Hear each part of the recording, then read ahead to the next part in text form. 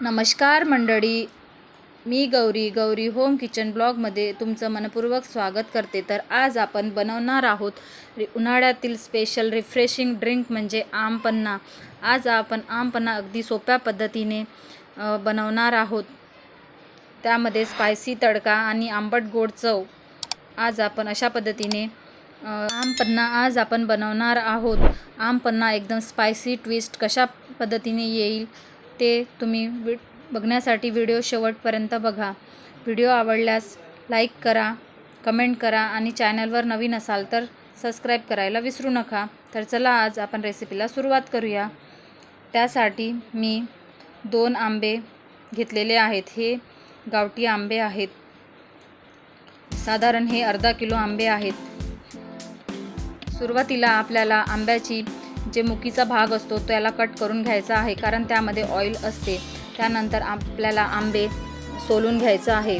त्यामुळे जेव्हा आपण आधीच जर आपण आंबे सोलून घेतले तर आपण जेव्हा आंबे उकळून घेऊ तेव्हा सहजरित्याने त्याचं गर काढू शकू। त्यामुळे मी दोन्ही आंबे अशाच पद्धतीने चांगल्या प्रकारे शिलून घेत आहे। तुम्ही सुद्धा अशा पद्धतीने एकदा नक्की ट्राय करून बघा। तर बघू शकता इथे दोन्ही आंबे चांगल्या प्रकारे शिलून झालेले आहेत। त्यानंतर आपल्याला यांना कुकरमध्ये घालून वाफवून घ्यायचे आहे।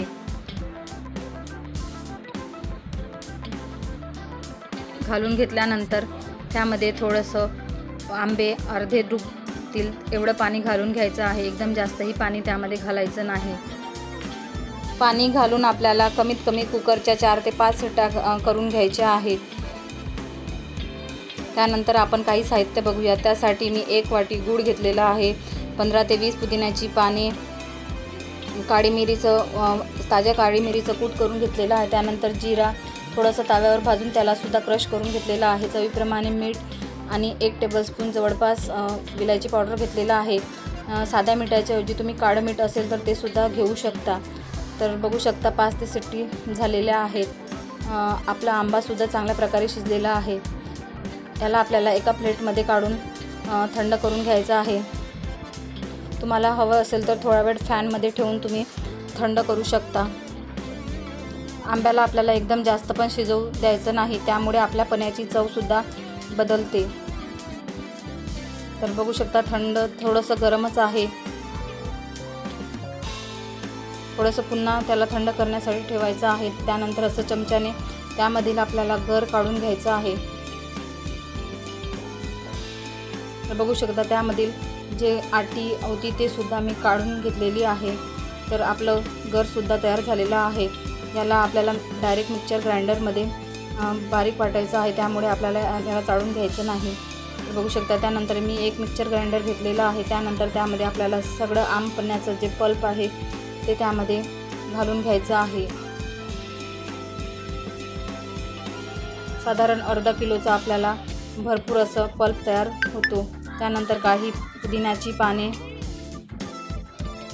जवळपास 1 टेबलस्पून मिरी पावडर घातलेला आहे, त्यामुळे आपल्या आमपन्याला एकदम भारी असं स्पायसी टेस्ट येते। त्यानंतर 1 टेबलस्पून जिरा पावडर, 1 टेबलस्पून विलायची पावडर आणि चवीप्रमाणे मीठ घालून आपल्याला हे मिक्सर ग्राइंडरमध्ये सुरुवातीला वाटून घ्यायचं आहे। तर बघू शकता त्यानंतर आपलं आमपन्नाचं जे गर स्मूथ झालेलं आहे त्याला पुन्हा आपल्याला वाटून घ्यायचं आहे। त्याआधी आपल्याला यामध्ये गूळ घालून घ्यायचा आहे। गूळ साधारण मी 1 वाटी यूज केलेला आहे। तुम्ही तुमच्या आवडीनुसार तुम्ही जे आंबे घेताय त्यानुसार तुमचे आंबे किती आंबट आहेत त्यानुसार तुम्ही गूळ घ्यायचा आहे। तर मी ते 1 वाटी असं गूळ घेतलेलं आहे। चमच्याने त्याला सुरुवातीला चांगल्या प्रकारे आपल्याला मिक्सर ग्राइंडर्समध्येच मिक्स करून घ्यायचं आहे। त्यानंतरच आपल्याला त्यामध्ये बारीक वाटून घ्यायचं आहे आणि याला आपल्याला एकदम स्मूथ अशी पेस्ट तयार करून घ्यायची आहे। तर बघू शकता एकदम स्मूथ अशी कन्सिस्टन्सीची पेस्ट आपल्याला हवी आहे। ही पेस्ट तुम्ही साधारण फ्रीजमध्ये काचेच्या बॉटलमध्ये भरून 15 ते 20 दिवस यूज करू शकता।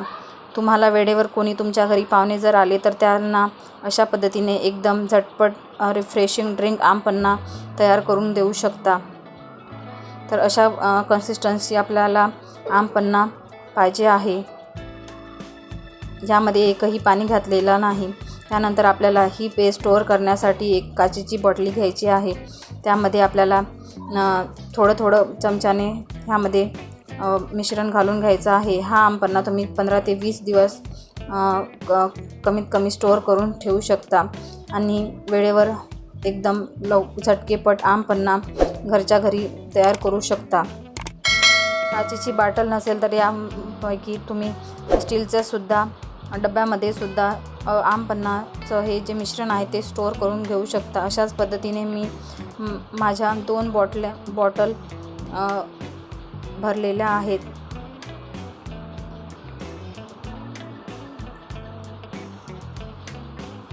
तर बघू शकता इथे अशा पद्धतीने आमपन्ना तुम्ही घरच्या घरी आणि अगदी सोप्या पद्धतीने आणि कमी वेळात तयार होतो. तर साधारण अर्धा किलो आंब्यामध्ये माझ्या 2 बॉटल अशा भरलेल्या आहेत.